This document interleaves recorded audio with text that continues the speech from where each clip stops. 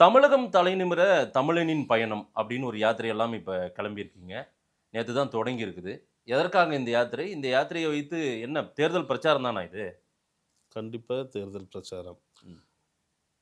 தமிழர் தலை நிமிர அப்படின்னா, தமிழர்கள் இப்போதைக்கு தலை குனிஞ்சிட்டு இருக்காங்க அப்படிங்கிற அர்த்தத்த வெளிப்படுத்துறோம். ஒரு தலைகுனிவும் இல்லையே! என்ன ஆயிப்போச்சு? கண்டிப்பா இருக்கு. ஏன் இல்லாம இருக்கு? நாங்க தலை குனிய விட மாட்டோம்னு அவங்க உறுதிமொழி எடுத்திருக்காங்க அஜித் திமுக. அஜித்தோட தலை குனிஞ்சிட்ட விட மாட்டோம்னாலே அப்புறம் விட்டுட்டீங்கன்னு தானே அர்த்தம். அ. அதுக்கு உண்டான சூழ்நிலை உருவாயிட்டு தானே அர்த்தம். அஜித்தோட கொலை வழக்கு எடுத்துக்கோங்க. எத்தனை கஞ்சா கேஸு, எவ்வளோ விஷயங்கள். பல விஷயங்கள் பார்த்தீங்கன்னா, திமுக மேல எக்கச்சக்க குற்றச்சாட்டு.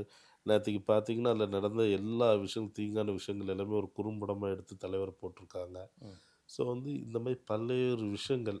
இப்போ பார்த்தீங்கன்னா, பெட்ரோல்ல ஜிஎஸ்டி கிடையாது. ஜிஎஸ்டி வரிவிலக்கு அவங்க பண்ணல.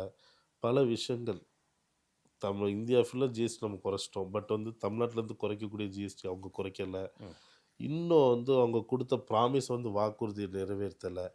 ஃபார் எக்ஸாம்பிள் டாஸ்மார்க் ஒழிப்புன்னு சொன்னாங்க. ம்.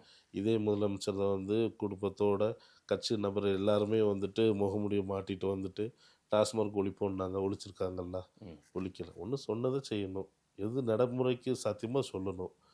தமிழ்நாட்டு மக்கள்ட்ட சிறு குழந்தைகிட்ட ஒரு பொம்மைய குடுத்து ஏமாத்துற மாதிரி, பொய்யான வாக்குறுதி ஏமாத்தி ஆட்சிக்கு வந்துட்டாங்க. ம். தமிழ்நாட்டு மக்கள் உண்மையிலே தலை குனிஞ்சிட்டு தான் இருக்காங்க. கள்ளச்சாராயம் வித்தவங்களுக்கு பார்த்தீங்கன்னா, ரூ. 10,00,000 குடுக்குறாங்க.